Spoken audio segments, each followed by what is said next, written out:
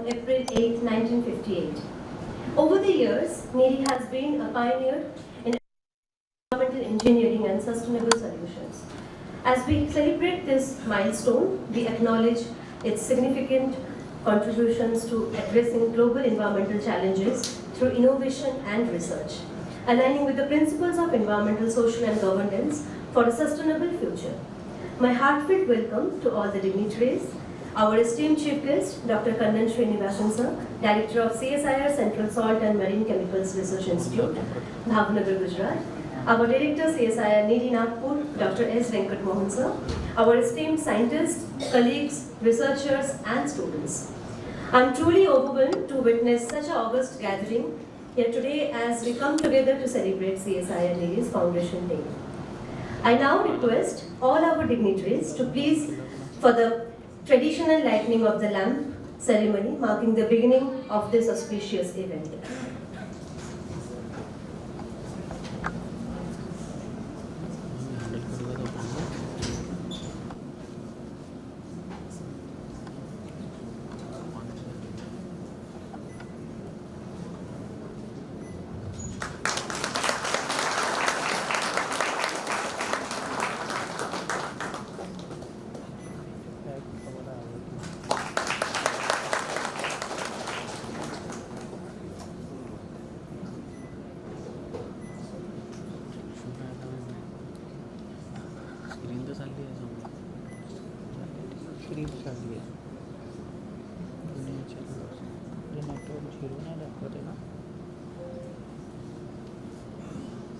Thank you so much to all our esteemed guests.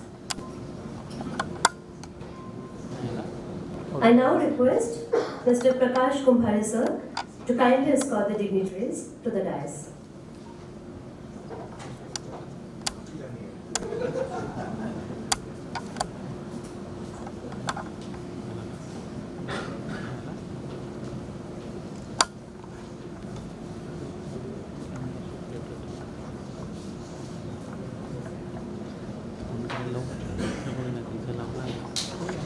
I request Dr. S. Venkat Mohan, Director of CSIR-NEERI, to welcome our chief guest, Dr. Kannan sir, with a sapling as a token of our gratitude for their service.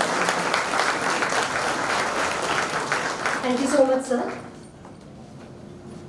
Before we begin today's program, I would like to take a moment to share a few words about our director, as is the first Foundation Day being celebrated under his leadership. Dr. Venkat Mohan took charge as the director of CSIR-NEERI in January 25, a civil and environmental engineer in this student. Yeah, with a PhD.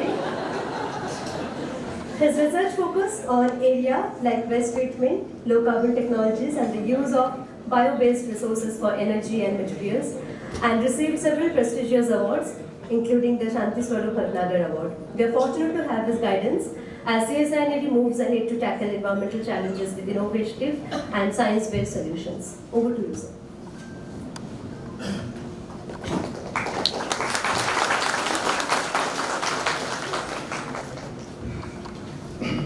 Thank you, Dr. Devasri. So, Dr. Kannan Srinivasan sir, Director, CSM-CRI Bhavnagar, and one of the senior most director in CSR family, and the honorable member of our management council, Prakash Kumbhare ji, distinguished invitees, my dear colleagues and students and media persons, very warm greetings to all.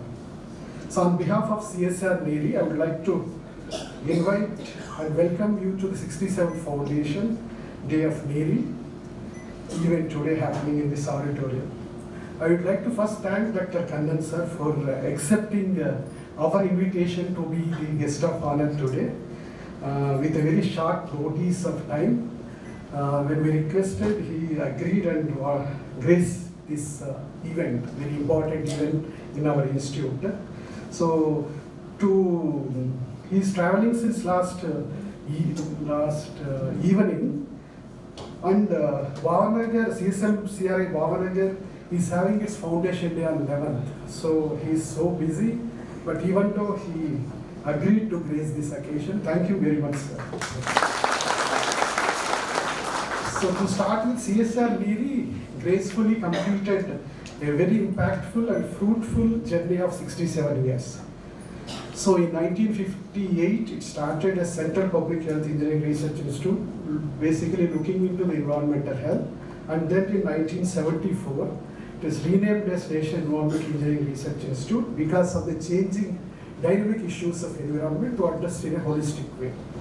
So it contributes in Indian national development through direct involvement in various flagship mission as well as strategic environmental programs, basically focusing on public health, pollution monitoring, pollution management, sustainability and climate resilience. Some of the key achievements, not all, some of the key achievements I would like to keep it here before you. So initially it started addressing public health, basically looking into disinfection and water treatment, where in Nalgonda technique for fluoride removal is one of the major contribution during that period of time, and subsequently moved to wastewater treatment, specifically to industrial and domestic wastewater. Its contribution in common effluent treatment plants is significant. Right now also people used to talk about its contribution in many forms. It also collaborated with many of the international programs. One of that is Stockholm Conventional Regional Center for PAP and WHO Recognized Center for Water and Wastewater, and many programs with UNICEF. And NEERI's contribution, particularly with respect to hazardous waste, was very significant, which we are at present looking, it is a major contribution. Remediation things happening in a couple of places. So in 1990, it significantly looked into establishing studies related to carrying capacity and environmental impact assessment. One of the initial institute which started working on that, and now it became very important for all the environmental projects. So one of the key advantage, or I would like to say, one of the key thing is environmental monitoring, where NEERI is the leader. It is one of the lab in India where it generates primary data, where no other institute has so much capability on the environmental matrix.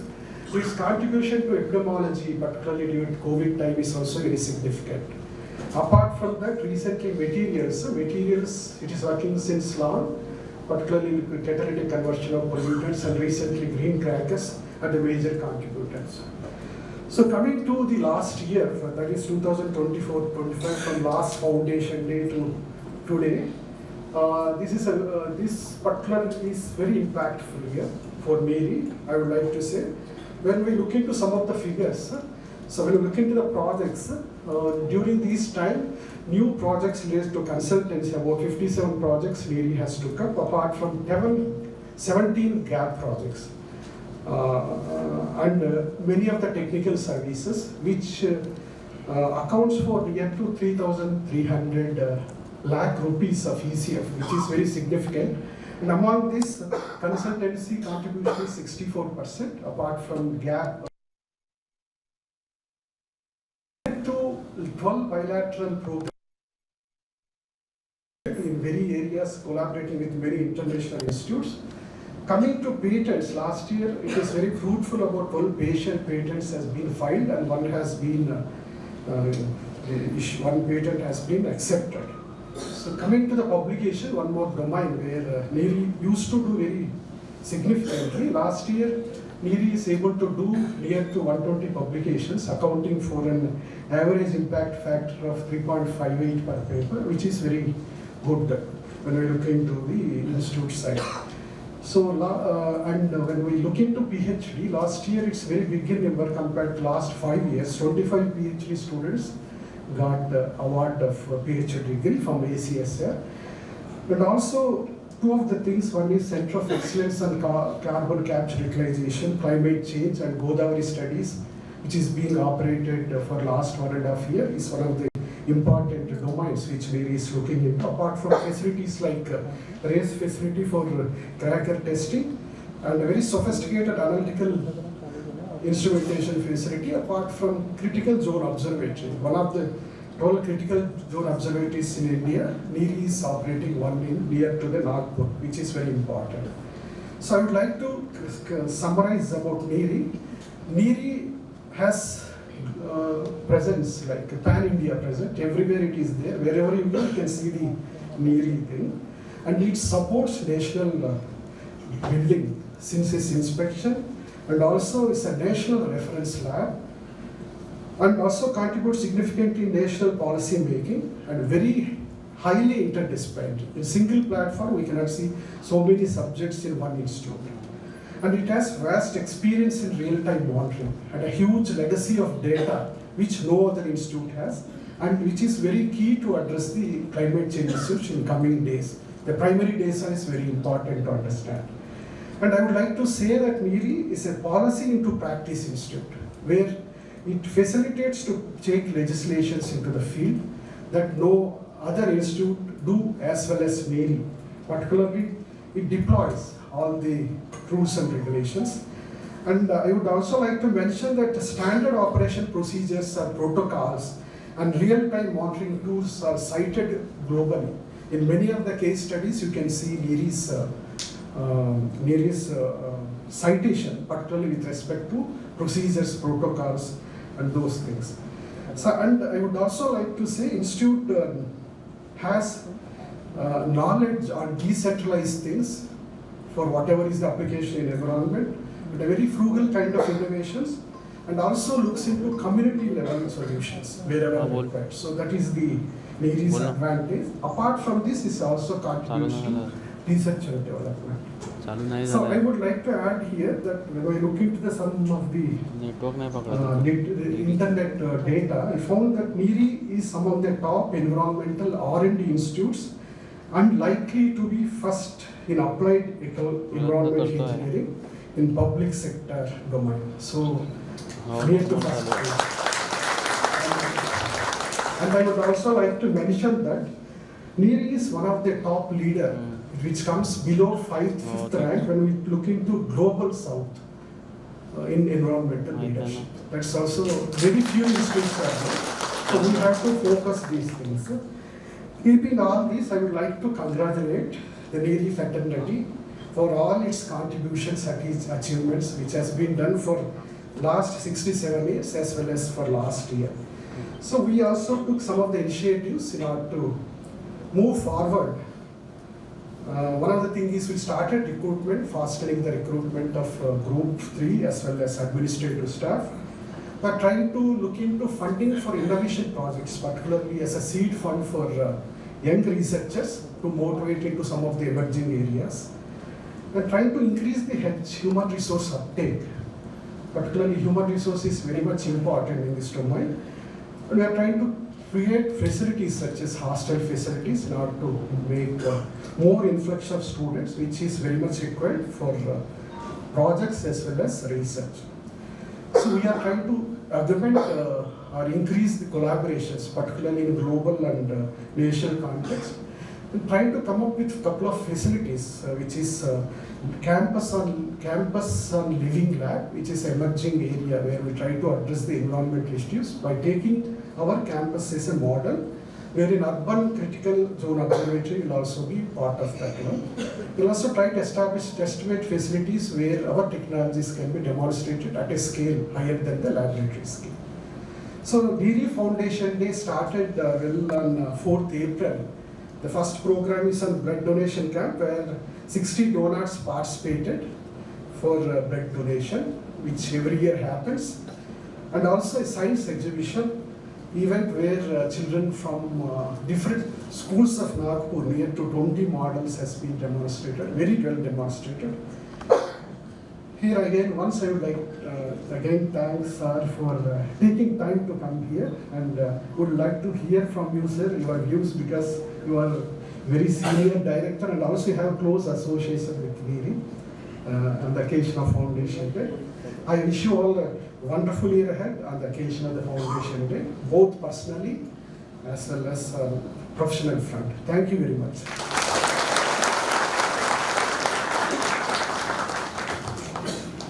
Thank you so much, sir, for your insightful words and highlighting NEERI's pioneer journey, the key milestones and the significant contributions, and all the upcoming deliverables, and also sharing your visionary thoughts. So moving forward, it's a privilege to introduce our esteemed guest, Dr. Kannan Srinivasan, Director of CSIR-CSM-CRI, Bhavnagar, Gujarat. He has been associated with CSIR for over 28 years. He has served the institute in many important roles and has been leading it as director since February 2020. A dedicated chemist, Dr. Srinivasan completed his PhD in chemistry from IIT Madras, where his pioneering doctoral work focused on developing catalysts for the decomposition of nitrous oxide, an impactful contribution toward mitigating greenhouse gas emissions. His work not only made a significant impact but also led to international collaborations and US patent. His areas of expertise include inorganic and materials chemistry, particularly the development of advanced materials extensively used in heterogeneous catalysis, biofuel production, fine chemical synthesis, and environmental remediation. He has authored numerous publications, holds patents, and has several honors, including the CSIR Bronze Medal by the Chemical Research Society of India and Fellowship of the Gujarat Science Academy recognizing his outstanding contributions to science. We are truly honored by his presence here today, and we extend our heartfelt gratitude for taking the time to join us on this special occasion. Please join me in warmly welcome Dr. Srinivasan to share his insights today.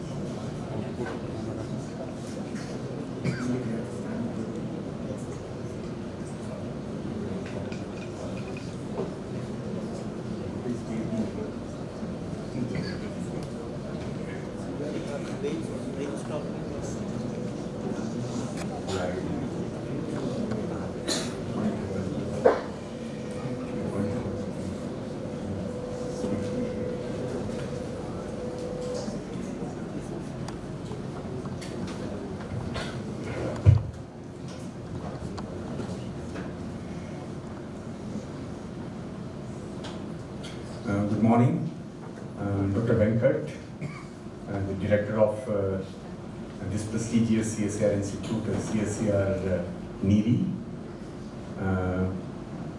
and all the NEERI faculties and fraternities, students, and all the invited delegates for this Foundation Day function, and several of my friends, Nitin, Patil, Amit, now Mr. Dr. Rao. I mean, this is a surprise, pleasant surprise, Dr. Rao. Okay, and so many of known faces in this auditorium. First of all, I mean, I extend my sincere best wishes to all of you on this 67th Foundation Day. I always say Foundation Day is something, to my people I always say, it is a moment to pause for a moment, reflect what we have done in the past, and then recalibrate what we position to do it in future. I've been telling this for the last, I mean, this is my 6th Foundation Day address that I'll be doing it in 2 days from now. And I've already unveiled what is the secret. But almost all my colleagues know that director का पहला sentence यही होने वाला है. So that is something which gives a kind of an this kind of an event gives us that kind of an opportunity. Okay, for all of us, everyone who has been associated, and in any organization, I strongly believe. It is the collective effort of people who are working in the organization. I firmly believe on that. Okay, no organization without people cannot be built. I'm very clear on that. So everything is, everything boils down to the people who are associated with the organization. Now, how those people are basically having the passion, dream, perseverance, attitude towards bringing that organization to the level that they want to take it. Like for example, he said about Global South, we are in the 5th position. Okay, let's say for example, today in 2025, In global South, we are basically 5th position. How can I basically make it as number 1 by 2035? Okay, and that's what I mean. We basically position ourselves, and that's the kind of a reflection that we make it. Okay, and these are I mean usually the contributions of the labs or collective of people. In fact, I mean I know myself and Nitin. I mean we know for close to now 30 years. Okay, and we know our journey. Okay, I mean how we transitioned while we grew up in the CSIR system. So it gives different kind of an opportunities at different levels. Okay, I'm 200% confident that Nitin would never imagine that he's going to make a kind of concrete stove in his wildest dream when he was doing his PhD.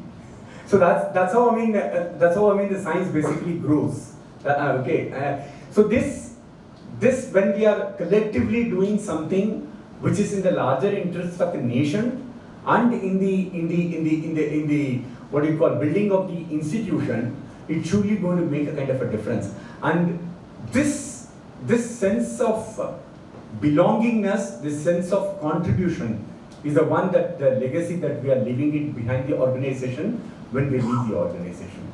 And that's what is the what you call a true expectation from each one of us who have been associated in building this institution. Give your best shot for this institute's growth and make this institute proud, in turn the organization proud, in turn the nation proud. With that positive note, I just wanted to take only one word of your director. He mentioned about several things, and he mentioned on top of it, he mentioned a word called as collaboration.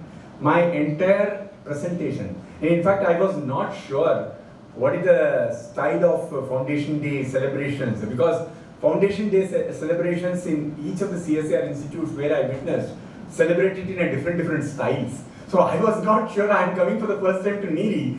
I said, I mean, but I've seen the program. He has given something like around 40 minutes. We write very clearly that, I mean, whomsoever who is giving the foundation address, they are allowed to talk on any topic of his or her choice for 45 minutes. That's the, what you call, rule position we have in our Foundation Day. So when he put something like around 40 minutes, I assumed it that this is giving me an opportunity that I can talk anything on it. Okay, but I mean, after coming over here, but he has given that flexibility, Dr. Venkat has given that flexibility, you talk whatever the topic that you wanted. And I request you, madam, I mean, when my time clocks 35 minutes, you stop me. No hesitation, being a chief guest and all, okay. So I mean, because I have prepared, I mean, for a 45 minutes talk, but we are already behind the schedule. Okay, so I think for the I don't need to tell anything about CSIR for this audience. I mean, it is one of the what you call largest public funded organization, which has roughly around 37 labs spread across the country. For those who are not what you call aware of CSIR, I just introduce because it's very important to introduce whom I belong to. And we, I mean, I'm coming from a lab which is in the state of Gujarat, the Central Salt and Marine Chemical Research Institute, and I have a field station at Marine Algal Research Station at Mandapam, which is in the southern tip of Tamil Nadu, near Rameshwaram. Okay, and this institute, I mean, it's slightly older, so I'm not only senior in terms of directorship, but I'm also older in terms of age of what do you call initiation. I was born, I mean, my institute was born in 1954, okay, and with every institute when it was conceptualized, like for example, environment was the one word with which this institute was conceptualized. Likewise, I mean, the institute which I belong to was conceptualized by one word, salt. Okay, and in fact, I mean, this particular slide can be 45 minutes talk for me. So I don't want to get into the details. For those who are interested about the history of this institute, you can privately discuss with me. And what is my current vision? As I said, every institute transitions from different places.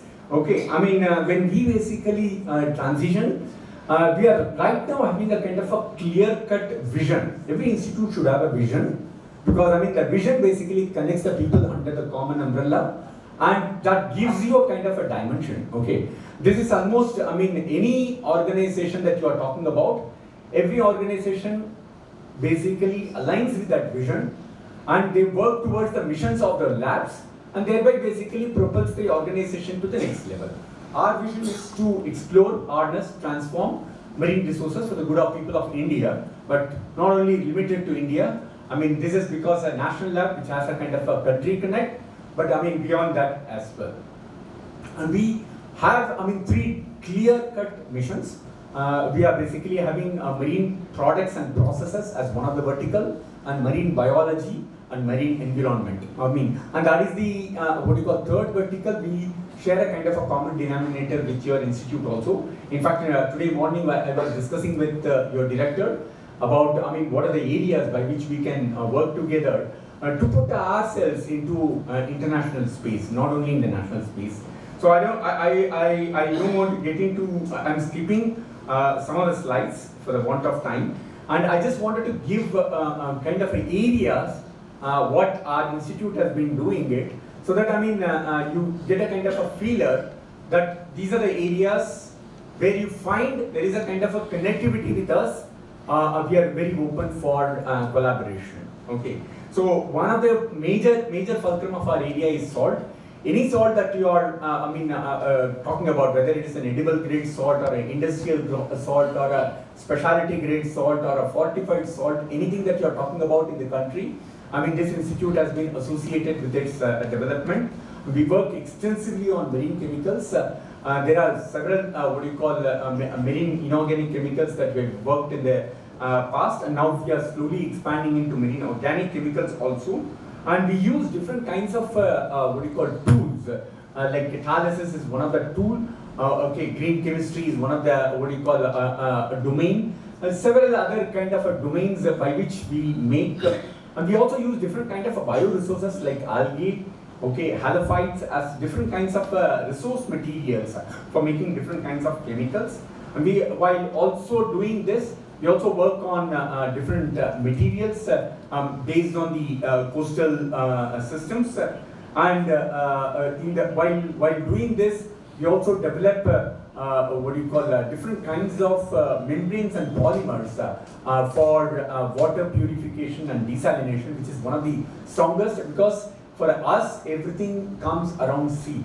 Anything that I am doing around sea and its coastal environment, and that's where, I mean, we are talking about. That we broadly call it as marine resources. And in terms of biology, these are all in the chemistry side, but in terms of biology, we extensively work on 3 different domains. Seaweeds, for those who have not seen it, I mean, I encourage you to have a kind of a tour to Tamil Nadu and then have a kind of a visit to see these materials, wonderful material, biological material. One can make wonders out of it, and I'm going to share one story on this. And marine microalgae, which, I mean, your institute has also been pioneering in terms of climate change. We are also doing, to an extent, on CCUS program using marine microalgae. Then we make different kinds of halo-tolerant plants, and we also use the genes of these halo-tolerant plants for saline agriculture, which is likely to be inevitable. And most of us, maybe the people who are at the backbenchers, would be witnessing that. Okay, I mean, 30-40 years from now, I mean, the soil salinity is to go up. So we need to have a kind of a plants that can grow under saline conditions also. How are we going to position ourselves? Right now, these plants, if I grow in those places, nothing will come. How do I basically make these plants to survive under saline condition is something which is a challenge, which is probably a kind of a global challenge, because more than 80 countries are going to be influenced on this behavior. And we use a lot of tools again here, systemic biology, computational biology, biochemistry and bioinformatics as kind of a tools while studying this. And as I said, we have very specifically worked on marine environment. A lot of common denominators in terms of impact assessment, ecology, remediation, all those kind of things we also do. And we work at the microbial level also, and from there on the bioactives also. This is a kind of a larger domain of the institute that we work in. So we are basically technology-driven organization. I mean, CSIR institutes are largely supposed to develop technology. In fact, when he was talking about it, there are two factors which essentially governs CSIR institutes, what kind of a technology that are basically deployed. And in fact, when I visited Nitin's lab in the morning, one word which he was so emphatic when he was talking about it is translational research, and that's exactly what the research that we are doing it in the lab is getting translated into an industry or the society. And almost all of us, I mean, anybody who is working on this are having a kind of that attitude. And no wonder, I mean, ours is also more of a technology-oriented institutes, which is largely guarded by IP. And I think the innovative potential of an organization is something which is extremely important to stay relevant in the intellectual space of the world. And that's the way that, I mean, we should be positioning ourselves in terms of the intellectual space. And I mean, I sincerely appreciate NEERI in terms of its progress towards IP. And I mean, I think it's good that, I mean, we are having that attitude built into the engineering labs, which is generally not falling into this kind of a domains. But that is really good to see that, I mean, IP is on the rise for this institute. So I don't, before, I mean, get into further, let me just talk about, see, I think today morning I was talking about growth and environment, or kind of not in the common platform, okay? But how do I basically do growth with sustainability? That's basically is one of the biggest challenge. Anybody who is going to work in the R&D space through their science and technology pursuits, okay, sustainably doing science and technology, okay, through the research and development, while we grow, is going to be the biggest challenge that we will be undertaking. So the 20th century was largely about growth without the without the concern of sustainability, okay. Whereas, I mean, the 21st century will be talking about the growth with the concern of sustainability. So the science and technology that we are going to do it is going to be completely different than what we have done in the 20th century. So those who are in the backbenchers, you guys are going to make something which is completely different, and you guys should be proud. While I mean, by 2050 or 2060, you guys should be basically proud. Whatever, I mean, we guys have done in 1950s and 1970s, you guys have done something which is, I mean, not worth considering it, and now we are doing something which is amazingly rational, which makes this planet Earth as a kind of a sustainable place. And that's in the hands of you. And for that to happen, the most important thing is about this particular slide that I wanted to tell about it. It requires both. It requires individual brilliance. It requires individual brilliance because at the end of the day, we need some people who are extraordinarily brilliant, who are talented, who are gifted, and who basically make some sort of a paradigm thinking in terms of things which is not so seemingly possible to be done, or not so seemingly conceivable at our end. And that is what I mean about the individual brilliance is all about, okay? And that is very much necessary, okay? But that is a single man's game, okay? When we say, I mean, we say individual brilliance, we say only few people's name. We don't say as a team. We say as a kind of an individual's name. There are several examples, okay? In our country itself, we celebrate in their birthdays in the name of days of celebrations, okay? But those are all sheer individual brilliance. But when we really want this individual brilliance to be taken into a kind of a realizable outcome that matters to industry and society, that requires tremendous amount of collaboration. So which means that is a translation. Translation cannot happen on isolation. The best example that I realized it when I was reading a CNDN magazine some 15 years back. There was a beautiful article which came on Boeing manufacturing. Okay, there was a photo which was taken at the Boeing manufacturing hub, and it was taken from a, I don't know what is the kind of a shot they must, the way at which the Boeing manufacturing was done, which will be something like around 4 or 5 times taller than this place. Okay, I mean maybe several lengths longer than this place, and the shot was taken from the top. Okay, I don't know, a drone might not have been there 15 years back.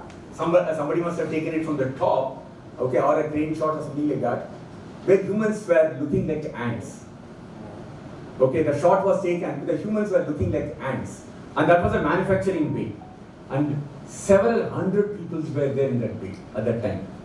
Only one aircraft, several hundred people were there. What does it clearly speaks? That this particular technology, which is going into a kind of a translation phase, requires a collective effort of many people. Unless otherwise we get a kind of a collective effort of many people, technology cannot be translated into a kind of a meaningful outcome. And that's what we are talking about it. So, if you really want to do any kind of a translational research, I mean, please, one of the messages that I strongly wanted to give on this 67th Foundation Day celebration, work in a team, and that could be probably only message that if I could move at least few of you in this audience, that I mean, I think we need to work as a kind of a team. In fact, I mean, one of the classic reflection is Patil's work, which I witnessed in Kodaikanal, which is a classic team effort of what do you call a public-private partnership, which is a classic demonstration. Now, it cannot happen by one Mr. Patil. Absolutely not possible. It involves a kind of several intelligence, several workforces have to come in to get it into a kind of what do you call a meaningful outcome.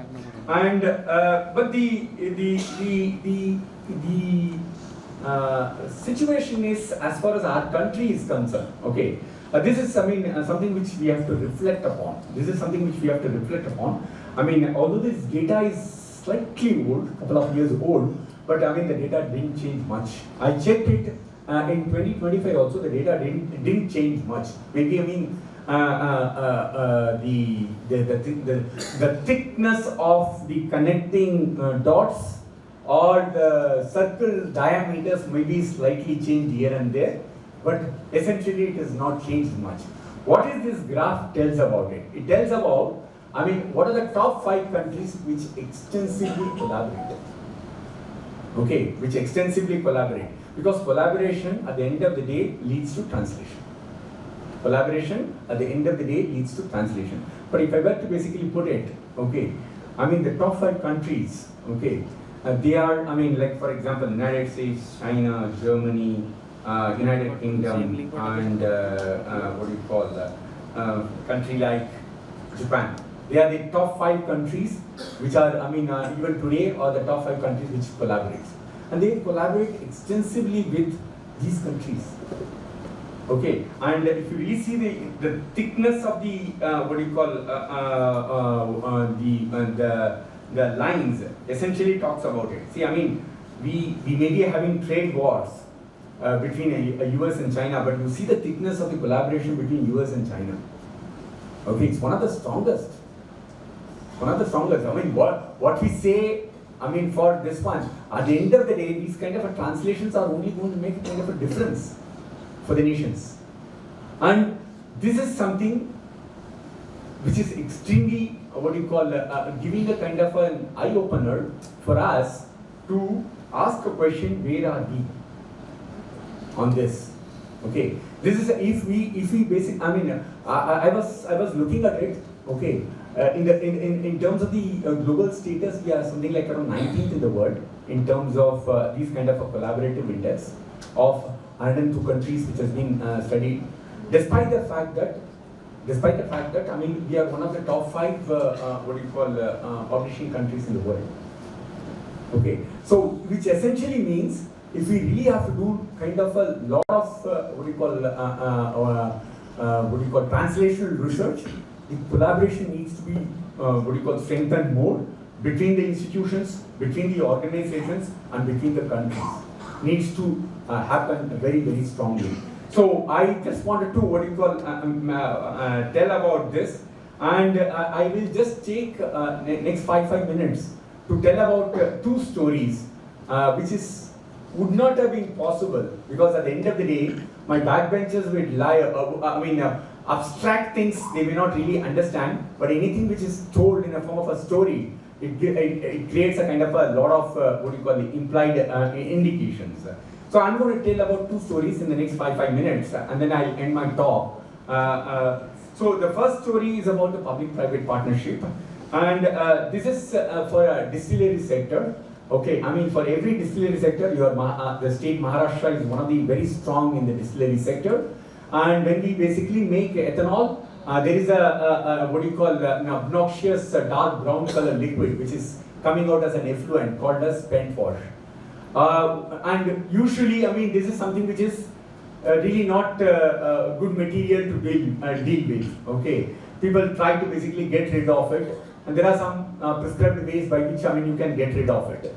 Okay, what we have been working on this is we've never seen this in our life till last 10 years, and we know we've been working on an element called as potassium, and I'm sure my roughly 40% of my Indian farmers, they use potassium while they are doing the farming business, because it is an inevitable nutrient that has to be given to the systems.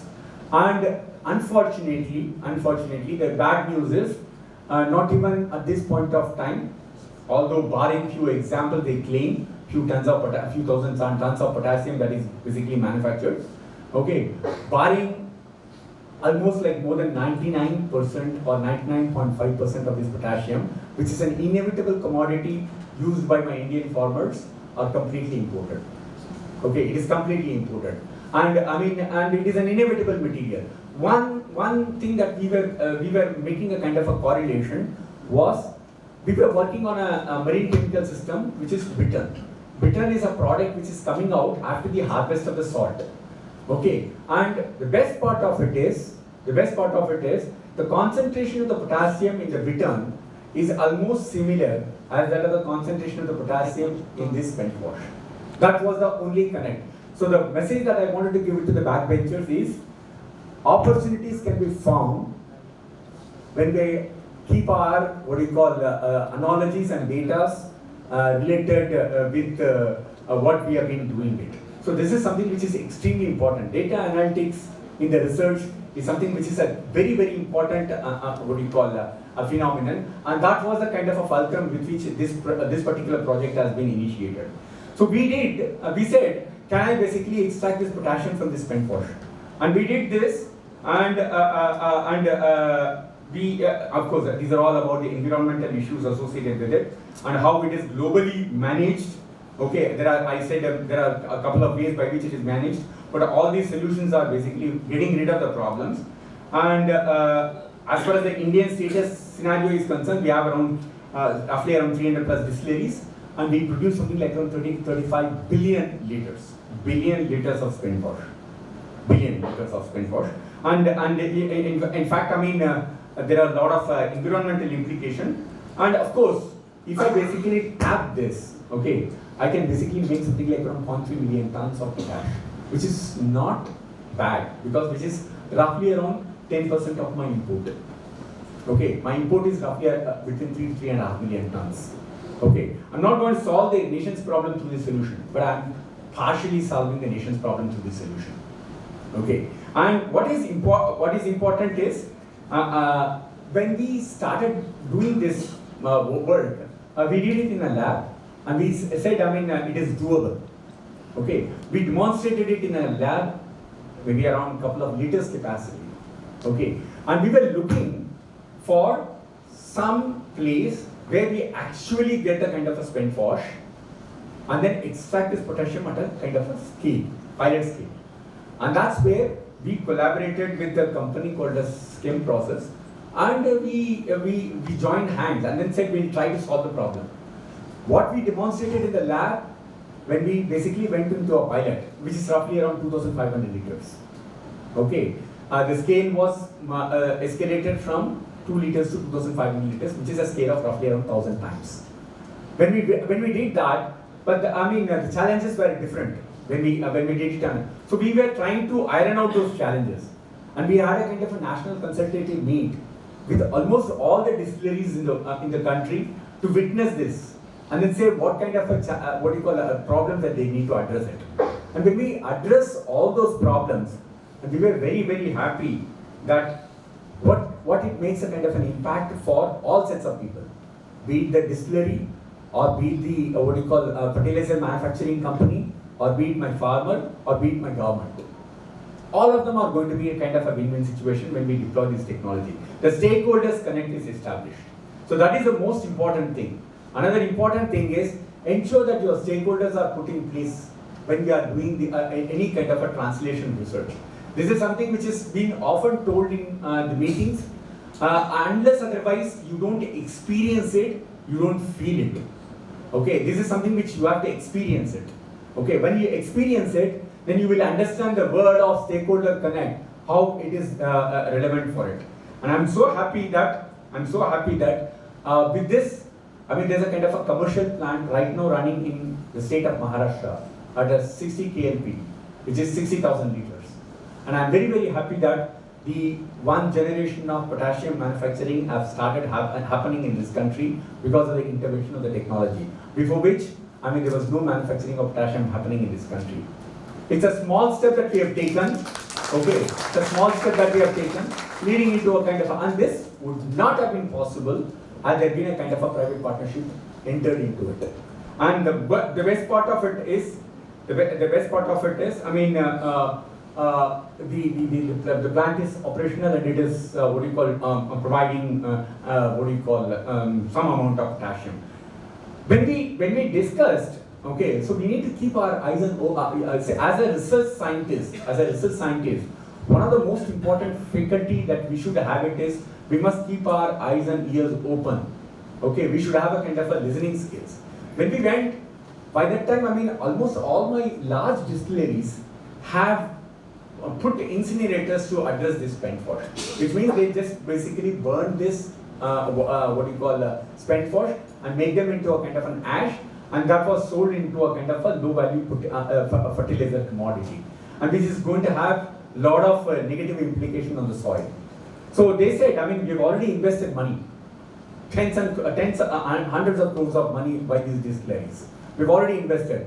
I don't want to go back again, do this one, start from the spent force. Can you do something from this? So we said, can I basically make something which is a kind of a high quality potash from this ash? And this was another opportunity that we worked with another company in Uttar Pradesh, and which is DCM Shriram.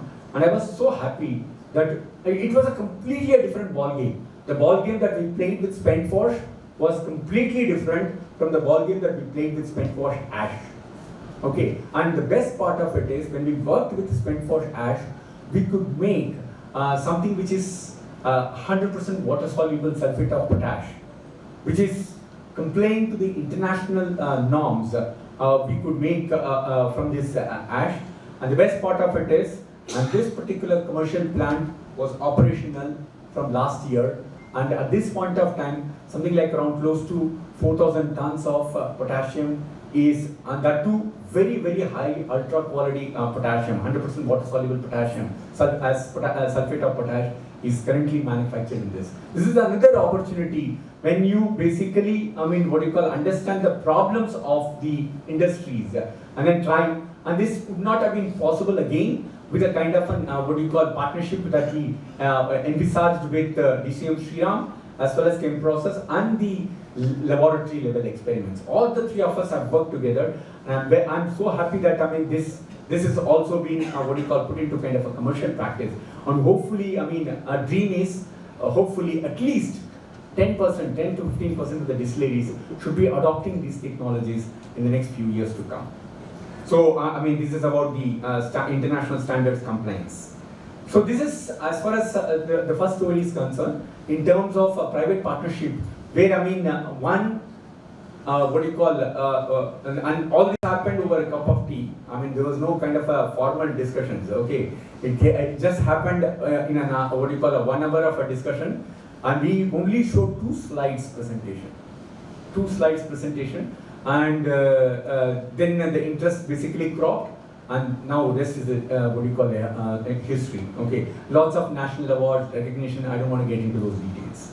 Okay, the second story I just wanted to tell about is on seaweeds. As I said, I mean, those who have not seaweeds, I mean, you can see them in the pictures, but for you to actually see, I mean, even Maharashtra has a beautiful diversity of seaweeds. Your coast is also having amazing rich diversity of seaweeds. And these seaweeds in India, which is a beautiful marine ecosystem and diversity of seaweeds among the nations in the world. And there are some seaweeds which has very unique properties it has. Okay, and this seaweed, particular seaweed, which is called as Cappaphycus alvarezi, which is a red seaweed, which can be grown, which can be cultivated. Okay, because cultivation is the only way by which, I mean, we can make a kind of a sustenance. As I said, sustainable way of doing things.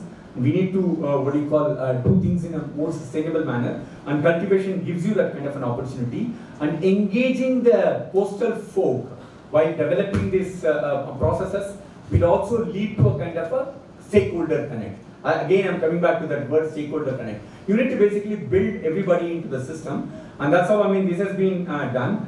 And the beauty is when one of the scientists, I mean, accidentally crushed this seaweed, and he took a product which is called as seaweed sap. It's a kind of a liquid, like a watery liquid material. Okay, and he said, I mean, why don't I basically give it in my garden and then see?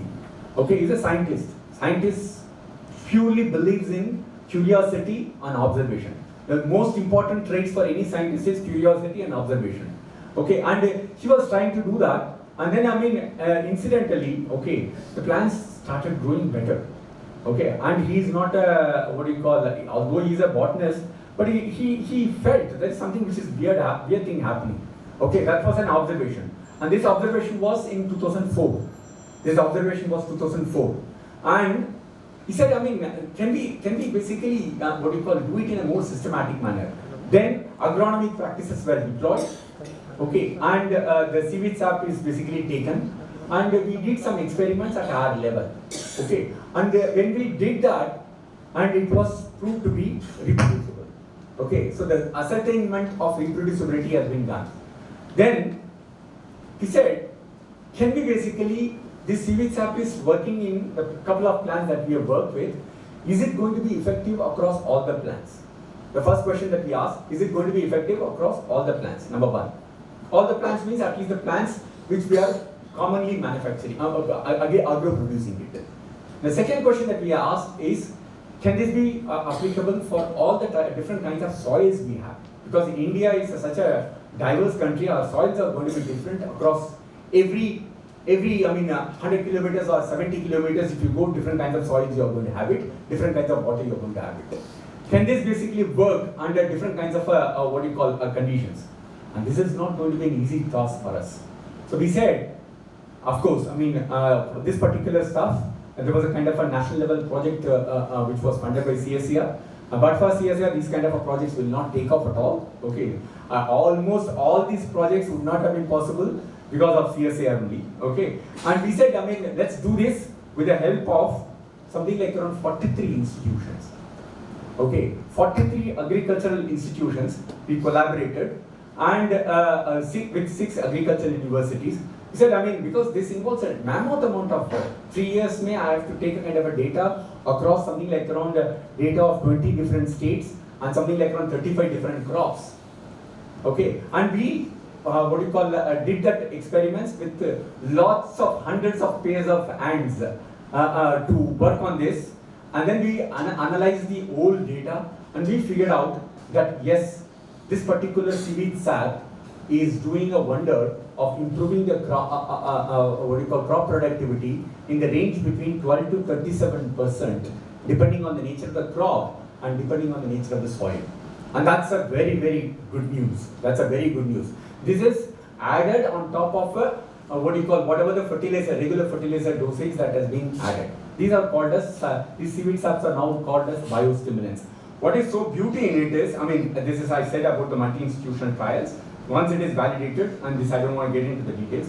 What is more important is, then we said, I mean, this needs to be backward integrated with a kind of a cultivation also. One has to basically do the kind of a cultivation. So we backward integrated the cultivation, and this cultivation of seaweeds is largely through women empowerment.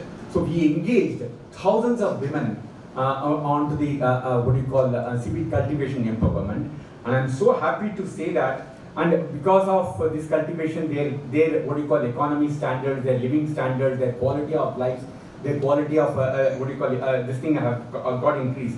What is heartening to me is, I mean, this particular product, which is so-called the seaweeds-based biostimulants, which we have been importing 20 years back. I mean, even 10 years back, we have been importing largely from European nations. Largely from European nations. My Indian farmers are using this largely from the European nations. And this indigenous manufacturing of these seaweed-based biostimulants have started happening in this country. And the best part of it is this one particular plant that I was showing it, okay, which is again, I mean, an industry partner. The kind of a lecture that I was giving in one of the forums, and he has never seen seaweed in his life.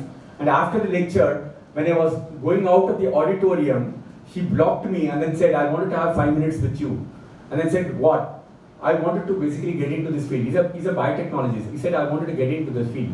I simply only told him, okay, just go to my field station at Mandapam, understand first, and if you still feel that you can do this cup of tea, then you come back and then discuss with me. He went and then discussed and said, I wanted to get into this, and this particular plant was and this was in 2021, we had that, interaction, first level interaction. 2023, this commercial plant is basically put into practice, and in 2024, he is making 1 crore liter of the seaweed-based biostimulants. And that's the beauty of the power of technology. That's the beauty of power of technology. And several of these products are basically sold in this market, which are based on the CSIR technology.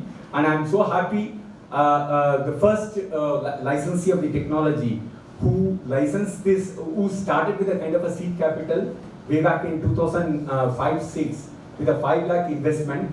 Today it is a 250 crore plus company.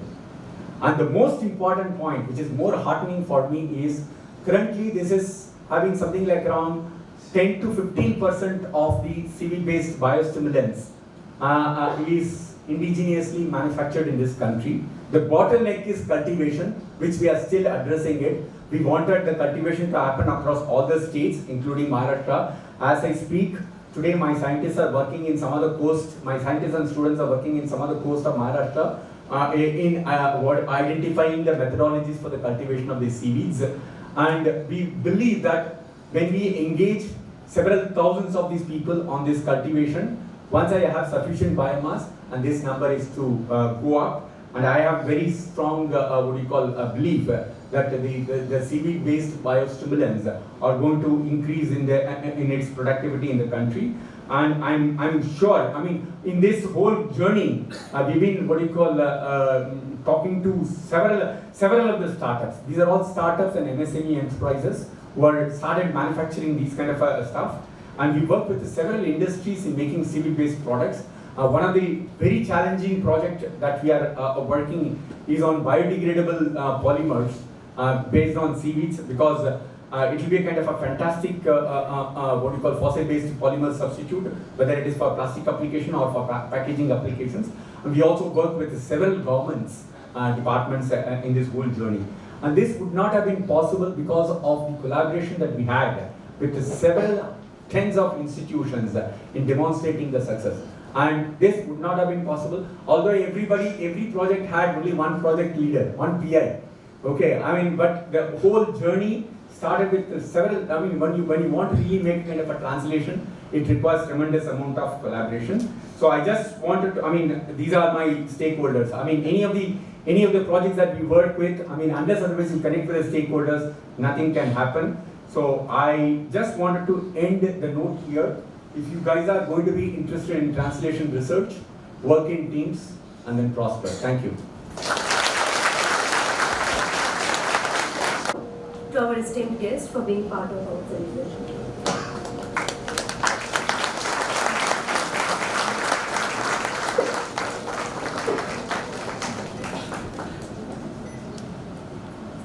Thank you so much, sir. So moving on to our next segment, as a part of today's celebrations, we are pleased to release CSIR-NEERI's brochure and newsletter, which highlights NEERI's recent achievements, ongoing projects and future initiatives, reflecting our commitment to advancing environmental sustainability and innovation. We hope this serves as a valuable resource for keeping everyone informed and engaged in our mission. This portfolio highlights recent achievements, key milestones, impactful collaborations, and the tireless efforts of our scientists, engineers, and technical staff who work at the forefront of environmental research. I request all the dignitaries on the dais to please unveil the brochure.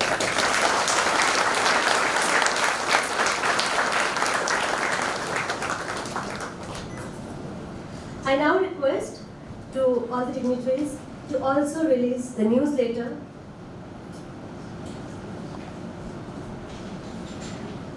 So this newsletter is more than just a publication. It is a reflection of the Institute's vibrant scientific ecosystem and its unwavering commitment to environmental sustainability. Thank you so much. So this moment reaffirms our ongoing dedication to transparent, inclusive, and solution-driven science for a cleaner and sustainable future. So now next, moving on to a very excited ceremony, the award ceremony. So it is now time to recognize and celebrate the outstanding contributions of our colleagues who have demonstrated excellence in their respective fields. These awards are a reflection of their dedication, innovation, and commitment to the vision of CSIR-NEERI. We now begin with the individual awards. The award winners are kindly requested to come forward and receive their awards. The first category is the Best Senior Scientist Award.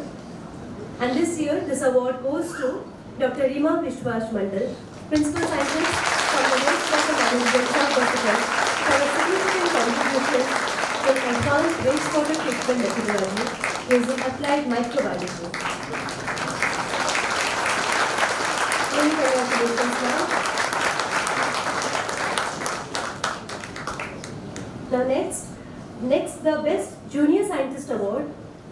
This year the award is given to Roshan Batore from the Energy Resource Management Sub-Vertical, who has made notable contributions to cleaner energy technologies, focusing on cool stove design, emission characterizations, and the application of AI-based tools for microgrid planning. Congratulations, Roshan. Moving on to our Best Technical Officer Award. Best Technical Officer Award. This is bestowed on the dedicated member of our technical staff for his excellence and service. This year the award goes to Mr. Satish Lokhande from the Sophisticated Environmental Analytical Facility Sub-Vertical, who has played a crucial role in urban noise monitoring and environmental assessment. Congratulations. Moving to a very special next award, Late Shri P.S. Dutt Memorial Award for Research Scholars. Today we are very privileged to have Mrs. Dutt with us. I request ma'am to please join the dignitaries on the dais.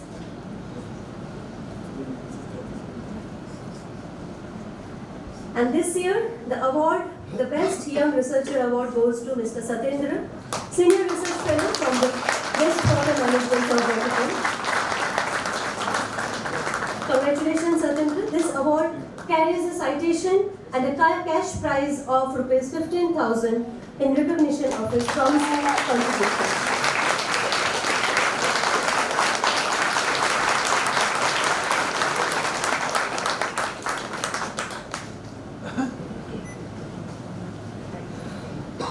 Next, a very special award, the Best Division Award, which is jointly shared by Environmental Impact Assessment, Audit and Planning and Wastewater Management Sub-Vertical.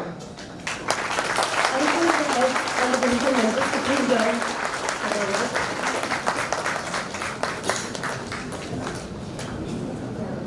It's a joint award. Yes, I request all the members of the division to please join.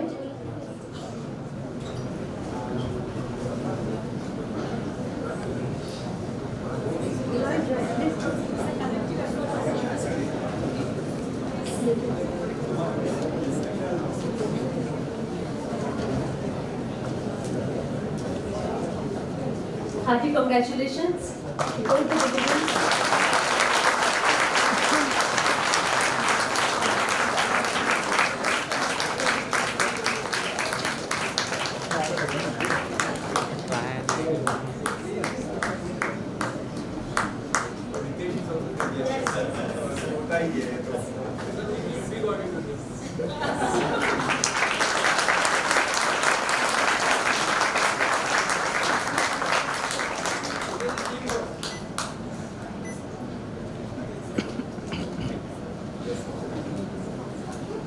So heartfelt congratulations to all the awardees for their inspiring contributions. Your significant achievements have made us proud and we wish you continued success in your journey ahead. Now, the next segment, CSIR-NEERI has organized a science model competition held as a part of CSIR-NEERI Foundation Day celebration and Jigyasa. In that we have two categories. The first category was from standard 8 to 10, and the first prize award goes to the school Bhavans Bhagwandas Purohit Vidya Mandir, Hashti Khurd, Nagpur. The model was on waste to wonder, upcycling marigold waste into graphene for practical use.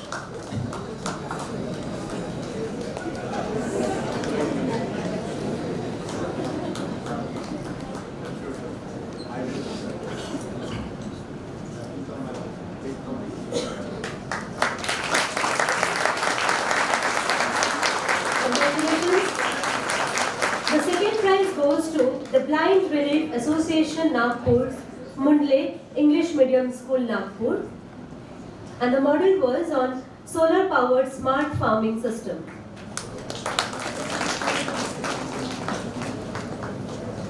I think the students are still in the exhibition. So moving on the next award, the third prize, Kendriya Vidyalaya CRPF Nagpur.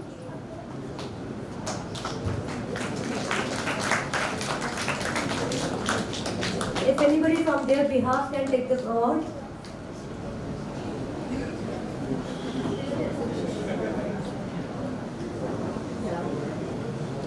And the consolation prize was to Lal Bahadur Shastri Hindi High School, NMC Hanuman Nagar. Their model was on water level alert system. Kendriya Vidyalaya is also there.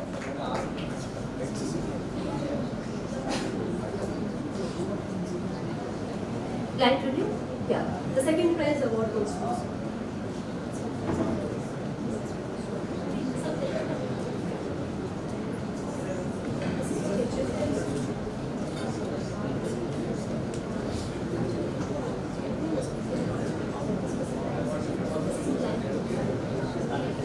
Second prize, Blind Relief Association.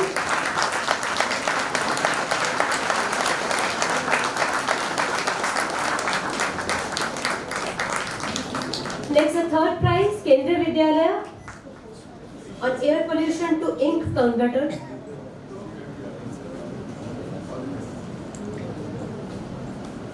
Kendriya Vidyalaya, third prize.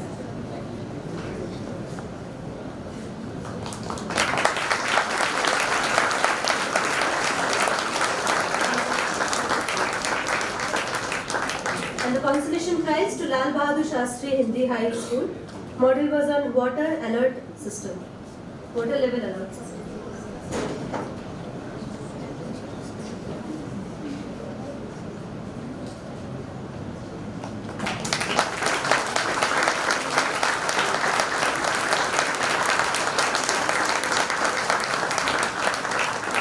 Thank you. Now moving on to our next category, 11 to 12.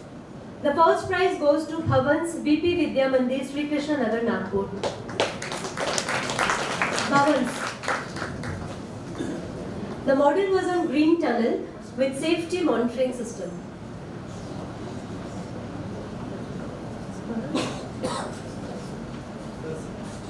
I request everybody to please give a round of applause.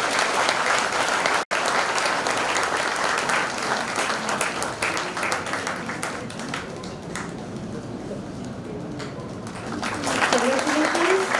The second prize goes to Sandipani Junior College, Nagpur. The model was waste and water management to clean sewage water. Sandipani Junior College.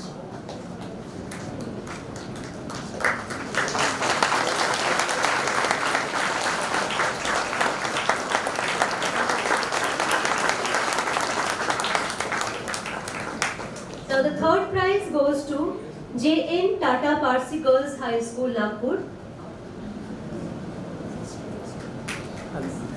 The model was on air purifier, carbon rod, electro swing adsorption system.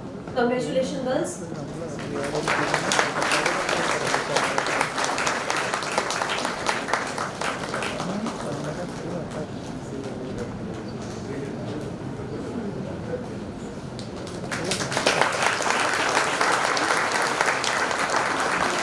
And the consolation prize to Army Public School, Kamptee. The model was on production of biofuel from algae. Army Public School.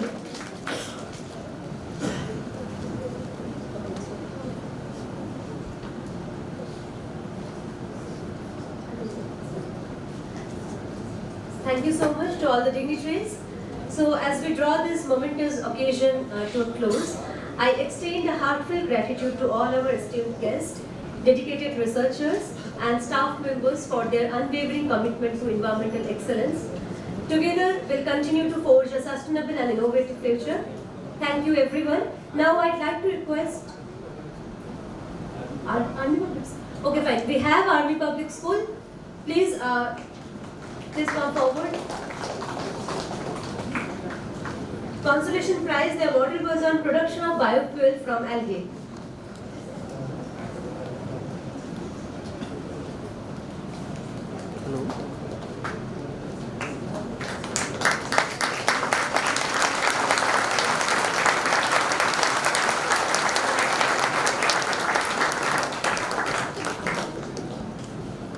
Congratulations to all the winners and thank you everyone for their unwavering commitment and support. I now request Mr. Prakash Kumbhare, Senior Principal Scientist at CSIR-NEERI, to deliver the formal vote of thanks.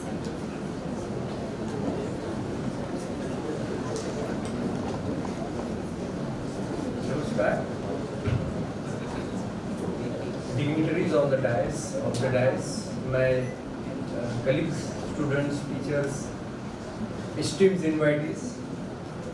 So it is a great occasion for us that we are celebrating this Foundation Day. And whatever has been said, so by the Chief Guest, Dr. Kannan sir or our Director sir, so I have picked up only 2 words from there. So our Director sir has told us that science leads to policy and policy leads to practice. This is the message he has given us, and it is very true. If you talk in terms of research R&D in NEERI from its inception. So the mandate was public health and it has been integrated with several aspects of environment. So I think this message is very clear that you have to work for, means whatever science you are doing, it should have application, visibility, everything.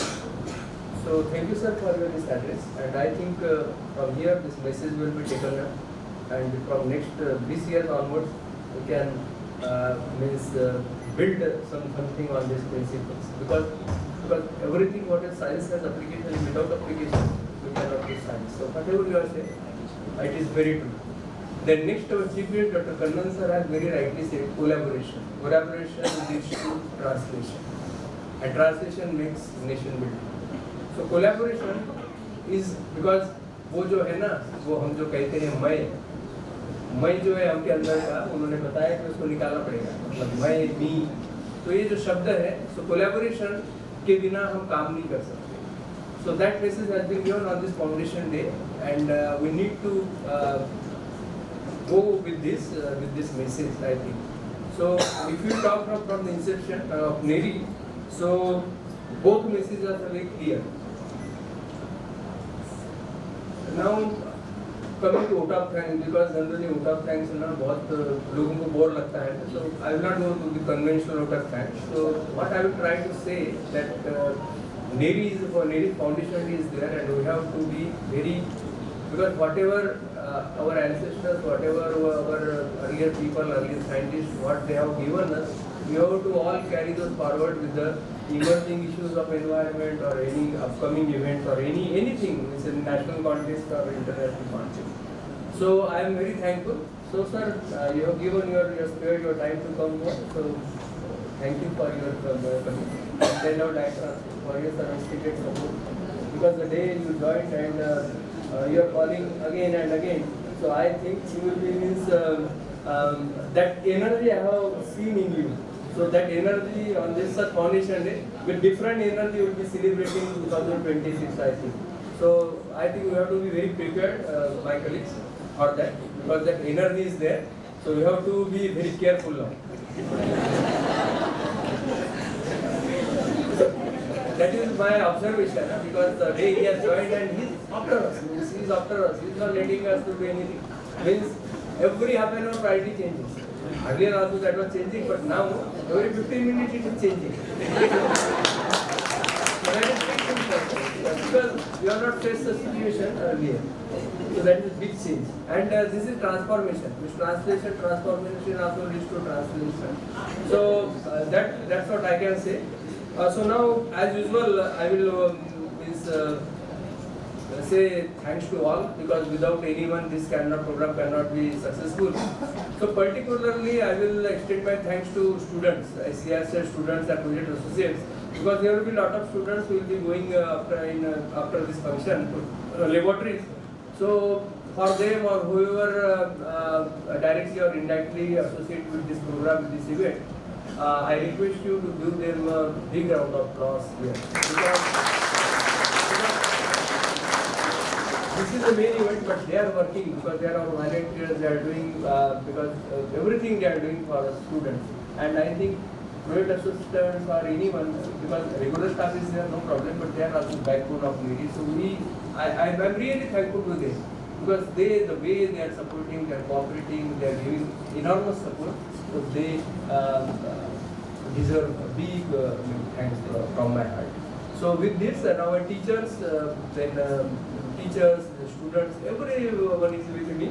So, sir, I will have to take my speech because one special point is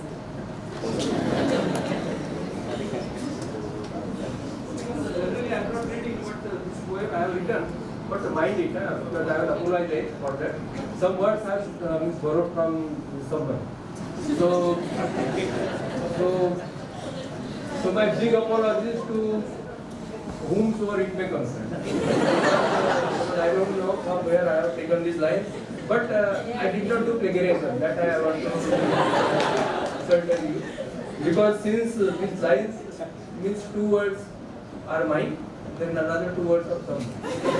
Like that, I have made this poem, and it is very interesting poems. And NEERI, I think, because these poems are very good, and I think if you take this, you carry this message from this message from this poem, so I think our foundation day will be very fruitful. Not now, in the coming years also. So ध्यान से सुनिए, मैं बस कुछ नहीं, 2 छोटी-छोटी points से आपका ज़्यादा समय नहीं लूँगा। NEERI कहे प्रकृति से प्यार करो, हर संसाधन का सत्कार करो। We talk of natural resources always NEERI. NEERI कहे प्रकृति से प्यार करो, हर संसाधन का सत्कार करो, विज्ञान से हो विकास की बात, पर्यावरण भी रहे साथ साथ. So everything in these 4 lines you will find everything. You talk of environment, you talk of sustainability, you talk of sustainable development, ecology, anything. The next point is very interesting. ज्ञान से हो हर परिवर्तन, ज्ञान से हो हर परिवर्तन, NEERI करे सच्चा संवर्धन. Conservation we are doing. शुद्ध पर्यावरण, स्वच्छ जल की बात, देश को मिले हर दिन नई सौगात. Thank you very much.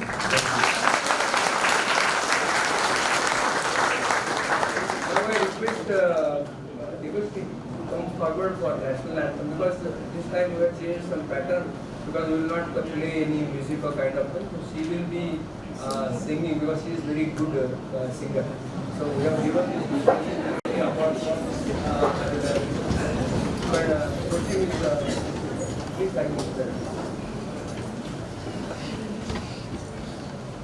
जय जनगण मन अधिनायक जय हे भारत भाग्य विधाता पंजाब सिंध गुजरात मराठा द्राविड़ उत्कल बंगा विंध्य हिमाचल यमुना गंगा उच्चल जलधि तरंगा तव शुभ नामे जागे तव शुभ आशीष मागे गाहे तव जय गाथा जनगण मंगलदायक जय हे भारत भाग्य विधाता जय हे जय हे जय हे जय जय जय जय हे. I request everybody to please remain seated. Let the dignitaries go first and then we'll go on. Thank you everyone. Have a wonderful day.